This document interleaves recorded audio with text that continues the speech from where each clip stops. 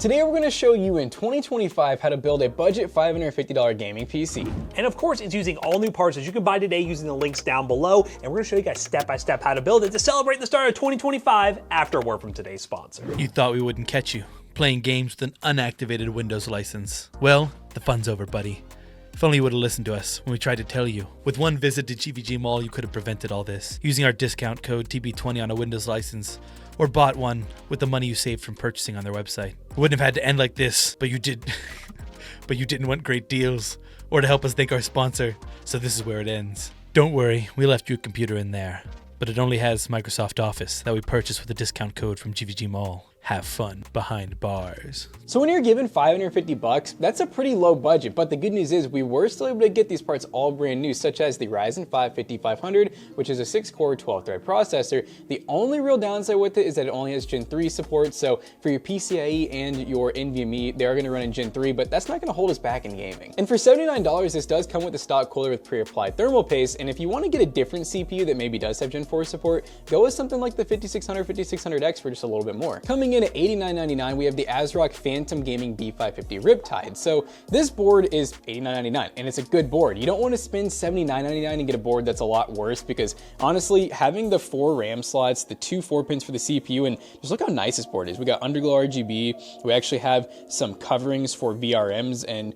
whatnot. So there's no reason to save that extra $10 to have less RAM slots, less upgradability, and overall less overclockability.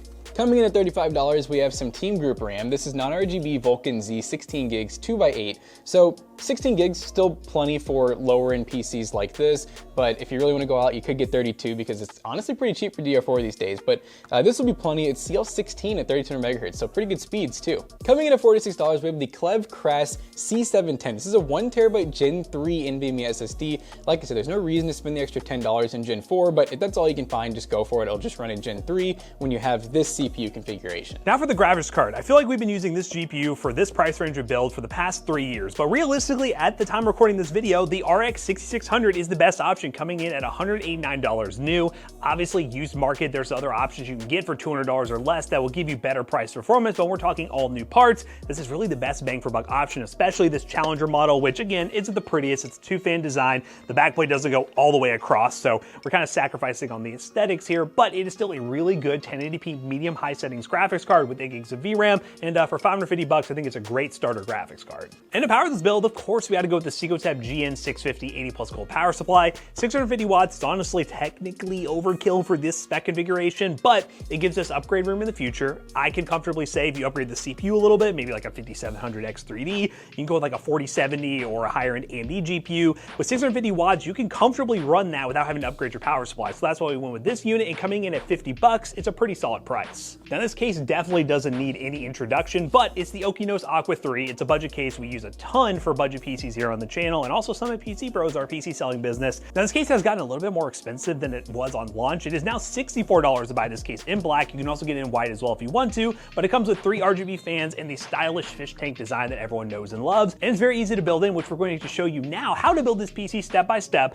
We're gonna get the motherboard ready with the CPU, RAM, storage, cooler, and everything ready to plop into the case. They'll have the power supply installed, should hook up everything, and from there we'll dive into some benchmarks. We have some extended benchmarks for this build guide, guys, and yeah, I'm excited to build this thing and see how it performs. Let's get to it. All right, guys, let's kick off this build guide with the funnest part, installing the CPU, the Ryzen 5500. So I went ahead and got everything out that I needed to do the motherboard install here, including the cooler ready to go, but I'm gonna go ahead and open up the clamshell for this CPU. We did a little bit of prep work ahead of time with installing games and whatnot. So normally you're gonna have 2 plastic brackets here that'll be held on with screws, which you're gonna need a PH2 to take off. I have thermal paste all over my fingers now, but we're gonna ignore that. So what we're gonna do is we're gonna open up this latch, and then we're going to find the little arrow on the CPU, and you're gonna notice there's a tiny little arrow on the motherboard there too. It's pretty hard to see, but the CPU can only go in one way, at least unforceably.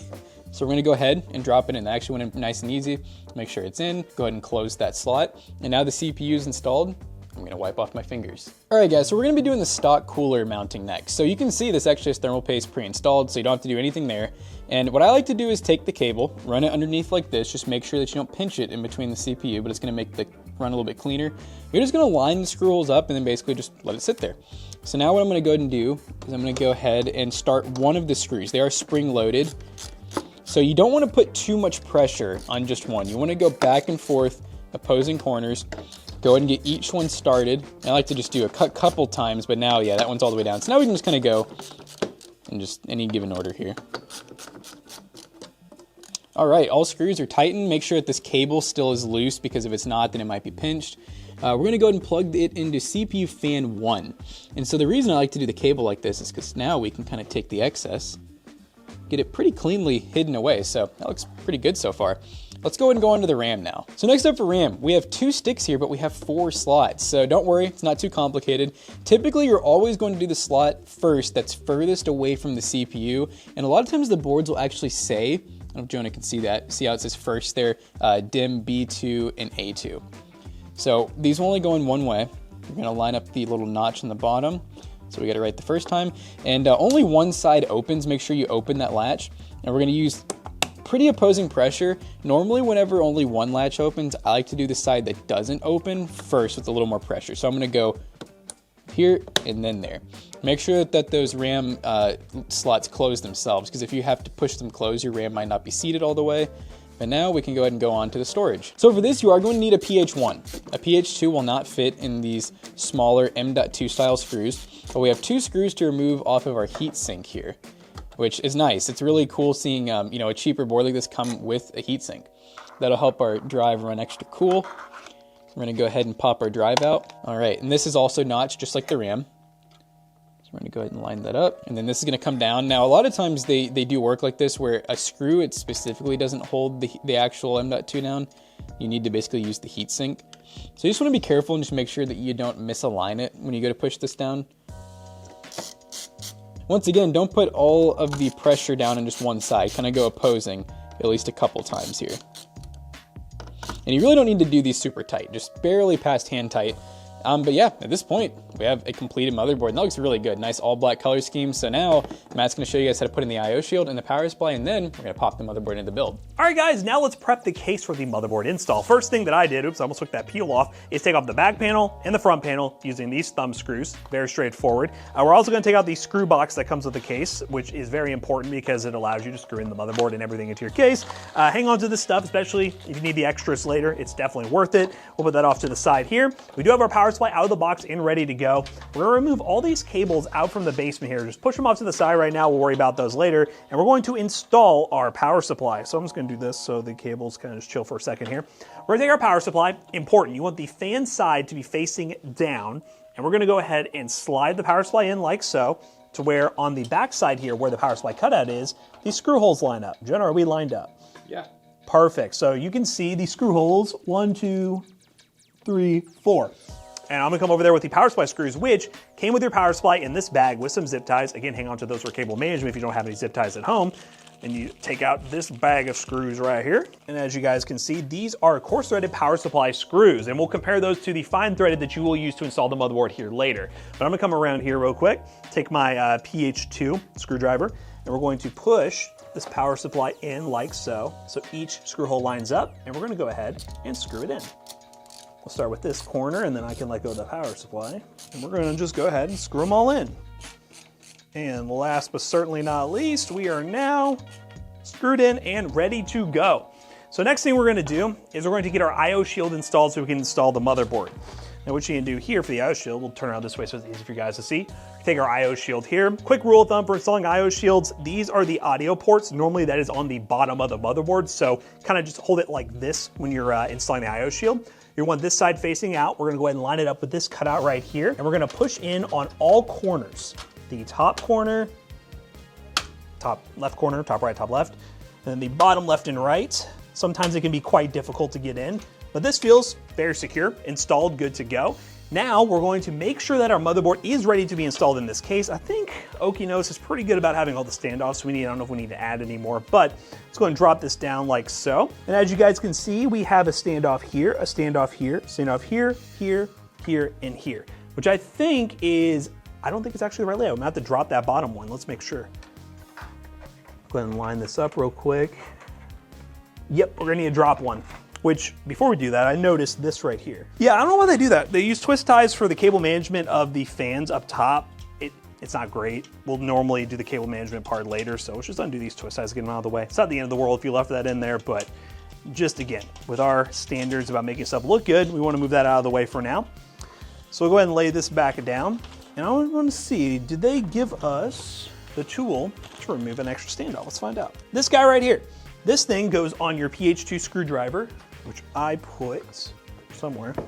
This one right here, this little guy, is going to be moved down one. That's the only thing we need to change. So we're going to go and take this, unscrew it, line it up like so. It can be kind of difficult sometimes if you aren't very careful with it. The magnets may not work great. Okay, lined up, and we're going to screw it down until it is tight like so. Now it's not the end of the world. Once we move this one down, you can just install the motherboard as is, but I would recommend, as you see right here and right here, these are extra standoffs that this motherboard, being a wider micro UTX motherboard, will use. So we're gonna go ahead and install those the same way we install the other ones. So we're gonna go ahead and screw one in right here. And then, okay, now we are ready to install the motherboard. So go ahead and grab your motherboard by the cooler, because with this one, you definitely can do that. Lift it up like so. We're gonna go ahead and drop it in the case. Make sure all the standoffs line up with the cutouts on the motherboard. And as you can see right here, now we have 1, 2, 3, 4, 5, 6, 7, 8 that we need to screw in. Let me show you guys real quick what screws you do need to use. These right here are the power supply screws we used before. Has that big red on the top. And what we're gonna use are these fine threaded screws right here. And it should come with a bunch of them in the bag that I pulled out at the beginning of this build guide. So we're gonna go ahead and take those screws, screw in the motherboard, all the ones I showed you, and then the motherboard will be ready to plug up all the cables. Screw this one in. And last one. We are now nice and secure. All the screws are in, we lift this up, and if your motherboard is secure, it will not fall out. Good job, guys. As you can see right here, the motherboard is ready to go. Now, get to the part that might seem a little scary. We gotta plug in some cables, install our graphics card, and Jackson and I are gonna show you step by step how to do that.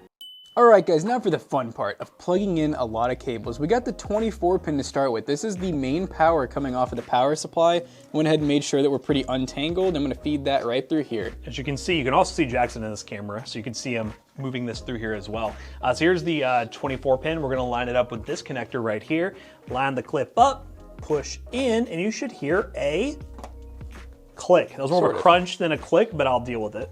Next up, we're going to be doing the CPU 8-pin or 4+4 pin, so go ahead and make sure that those are together. You're going to have an extra one in this power supply. Don't worry, you're just going to bundle it up later. We're going to go ahead and feed that through the top here. Now, it might be kind of hard to see because, again, these fans are blocking a little bit, but the 8-pin Is up here. in the top corner. You'll see it on your point of view. Be sure to line it up with the clip. This might take a little finessing because there is a pretty big VRM right there that you need to get around.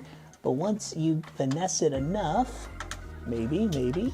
All right, now that I have it lined up, took, again, a little bit of maneuvering. I'm gonna push in, make sure you hear a click on both sides to make sure both 4 pins are installed, and then push that cable back through. Boom, you're good to go. So the next thing I'm going to go ahead and feed through, and this is kind of like a preemptive measure. This is also an 8-pin, but this is actually the GPU 8-pin. It's called PCIe. It's technically a 6+2. You'll even have an extra connector in here that we're not going to need. And we're going to feed that kind of through the bottom here, where we'll feed the front panel stuff. So I'll leave that off to the side for now. Don't have to worry about it, but that is what we're gonna use to plug in our GPU. And while we're down there, I think we'll go ahead and do the front panel. So it's gonna be these little headers right here. This case actually only comes with the power switch and then power LEDs. So pretty simple. And we're gonna do that through the same spot that we put the GPU cable through. And you can see them coming through here. It is the far right header over here. McAllister put the diagram on screen. We're gonna start with the power LED on the top left two. Boom, boom, like so. And then right across from that is the power switch. Again, no reset switch here because that reset switch is definitely being used for RGB. All right, I think we'll go ahead and do the HD audio now. So that's gonna look like this. It'll be labeled with HD audio. It's gonna be missing a pin a little bit more towards the middle, while USB 2, which we don't have on this case actually, will be missing one in the very end. That's gonna go all the way above the power supply. So again, far left there, line up the missing pin with the blocked out connector on the header itself, plug it in, and boom, you now have high definition audio. So next up, we're gonna be feeding through the USB 3.0, which is a really big connector. A lot of times this will be blue, but in this case it's all black, which looks pretty clean. We're gonna run that in the slot right below the 24-pin slot. So we're going to take our USB 3, line it up with the header, push in, and take your boop. Next up, we have the USB Type-C, which is this connector here. It's a pretty unique looking connector. It can only go in one way, which is kind of tricky, but Matt will show you guys how to do that. And we're gonna be doing that right beneath the 24-pin. And as you can see, right in between the 24 pin and the USB 3 is the USB-C. We're going to line this up. Again, it only goes in one way, so if you're dealing with, as you see right here, it not going in, flip it the other way. And push in until you hear a subtle click, not a great click. This build's lacking the clicks. So at this point, we're almost to the graphics card installation. We got one more thing, two more things to plug in actually. We have SATA, which is going to power the ARGB hub. So we got a lot of options here. We're gonna go ahead and just pick one of them. I'm gonna use the very end connector, but this is a SATA connector right here. We're gonna go ahead and plug that in. It has a little notch, it can only go in one way.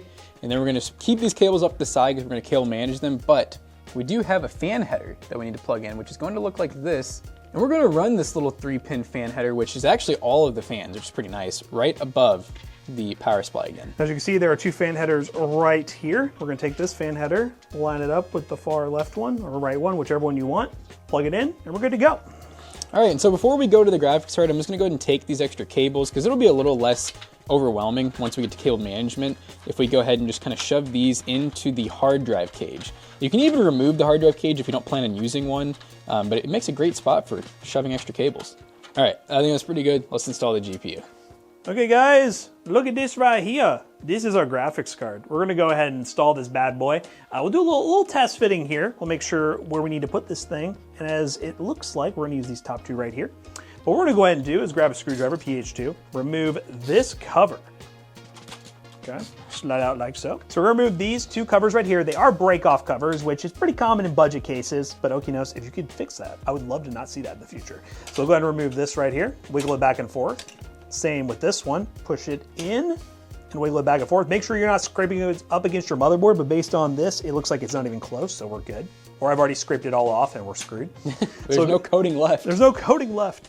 All right, so we're gonna take our graphics card, line it up with the topmost slot, and push. See, that was a nice click. It was worth the build up. We're gonna take our power supply screws, the same screws you use to screw in the power supply, and we're gonna make sure to screw in this graphics card nice and sturdy. Is that the stylish cover I see? Yeah, you know, being the cheapest 6600 right now, 189. Maybe they'll get cheaper throughout 2025. That'd be cool. This one is not the most stylish in the world. It says it's stylish, but it's not the most stylish. So we'll go ahead and slide this cover back, twist this on so it's good to go. Then we're going to take our 8-pin here and install it right here. This little extra connector we're gonna kind of push right here so we can zip tie that here in a second. We'll go ahead and line this up, push it in, and boom, we're good to go.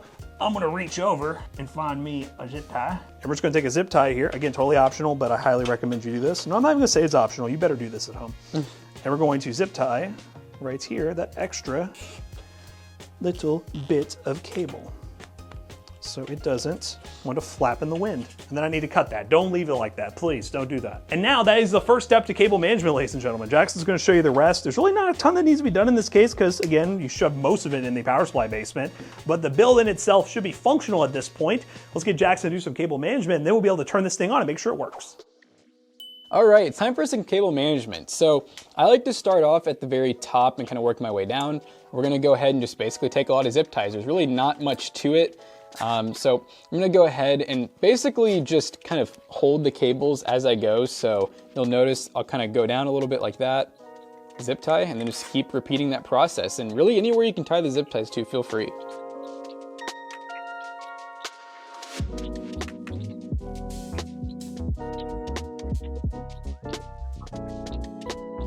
All right, well, I feel pretty good about this. I like to leave the bottom fairly loosely cable managed just in case you ever need to do any upgrades or troubleshooting. So we're gonna go ahead and take our flush cut all of our excess zip ties off, and then we will be good to turn this thing on and make sure it actually works. Which I will say, it's smart if it's your first time building, or maybe even second time, turn the build on before you cable manage just to make sure everything works well, because it's not very fun to have to undo all this. All right, guys, we are playing Call of Duty Warzone, and we're actually running some pretty decent settings here. We're actually going balanced with no upscaling. We're at 1080p, full screen, max FOV, and yeah, I think the 6600 is better than you guys might think. Yeah, I'm excited to see the benchmark numbers. I think the 6600 is still a very capable GPU. Hopefully there's a new option later into 2025. You can just plug and play with this CPU or even a different CPU. 7600? 7600, if that GPU gets to 180, just do that upgrade. It'll be even better. But yeah, still a capable system, and we'll see what the temperatures look like with this configuration, but I imagine no problems there. Nice try, buddy. Oh, he's got the gun to cook. Oh, my this God. is unlimited ammo. Oh, he's cooking. Oh, He's dead. Oh, he's. Ooh. Oh. Your teammates are like, help. Oh. Oh, that guy's like, Ah. oh no. Oh, there's one right there. Oh. There's my teammate, right? Not a good look, not a good look. Oh, you got him. What? I can't believe I just hit that. What the hell? I think they had an aim assist. Oh, Wait, what? We're beating all odds right now. This is insane. Omni movement. Wow. Oh my God. Oh. Oh my God. There he is. They said bot activity. That was very bot activity from that Bot guy. activity.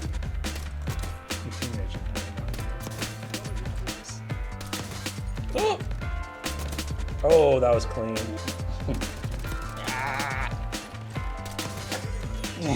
What is this lobby?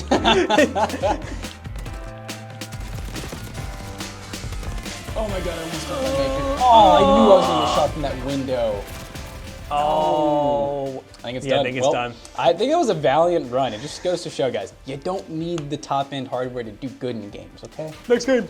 All right, guys, we are testing Fortnite 1080p DX12, a limited frame rate, far view distance, low textures on OG Fortnite. I've asked just a couple videos, but I haven't seen much feedback on it. If you guys would rather me test non-OG Fortnite, because some people have said OG Fortnite does run better than the normal Fortnite, let me know. I'll run it. But I feel like a lot of people are playing OG right now, so either way, let me know, and we can run those tests throughout the year. But we're jumping to Fortnite. This would be a good test of the 5500, which is a pretty solid CPU. 6 cores, 12 threads. If you want to go the Intel side of things, we normally recommend the i3-1200F. You're getting up a little bit of cores, but the CPU performance in terms of games like this would be very similar. So that's also an alternative you could go with as well if you don't find the 5500 at a price you would like. And you get Gen 4 support, by the way. Plunge, brother. What is that? That's not a gun. Okay, That's a gun. That's a gun. Give me that. Whatever that is. A bush. Thank you. Why is this gun struggling? So how many shields do they have, too? What is this gun? Oh, this is horrible, too. I'm cooking! Pew, pew, pew, pew. Yeah, run away. Oh my God. This feels very OG. You only have 10 bullets I know, left. right? This is great. I will take you. Oh. That guy seems a little real gamer. He's in the cabinet. Oh! Woo! Taco That Cat. thing did some damage from far away. It really did. That was so much better.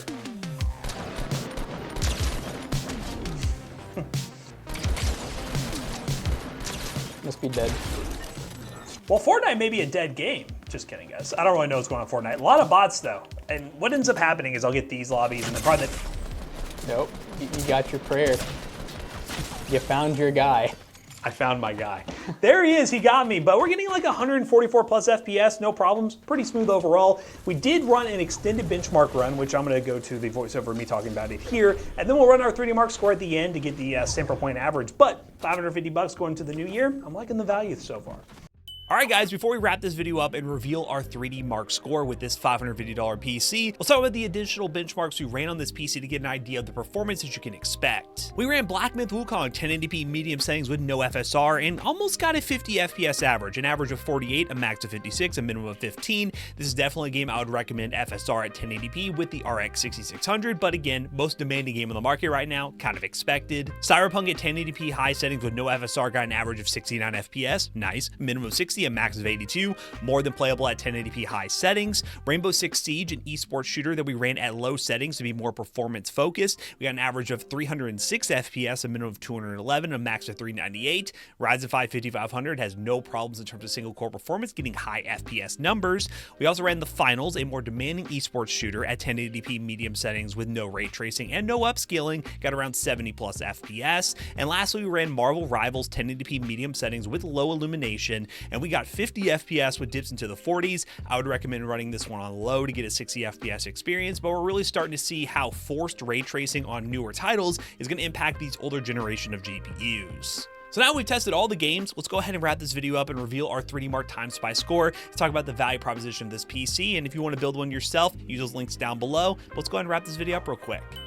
Alright guys, we just got done running a ton of games on our $550 build guide, and it actually did really good. It just goes to show that even though we've had to use similar parts multiple years in a row, it still is the best choice for the price. And of course, the last benchmark we gotta talk about is that 3D Mark Time Spy score, which ended up being 8,108, which results in a 7 cent per point score. And in recap, this gaming PC for the price is very solid. $550, all new parts. Obviously, there's a way you can get more price performance by going on the used market for the GPU, but really for all new parts, being able to buy today using those links in the description down below, they are affiliate links, and they will help us out. I think it's a really awesome gaming PC, but you let me know down below. Are you looking forward to a new GPU in 2025 to replace the RX 6600? We are. But if you are trying to build a PC right now, this is a really good option, and I want to hear from you all in the comments what you think. And as always, we hope you guys enjoyed today's video. If you did, check out our other 2 YouTube channels and also our twitch.tv/toastybros, and don't forget to like, comment, and subscribe. And we'll see you guys in the next one. Bye-bye.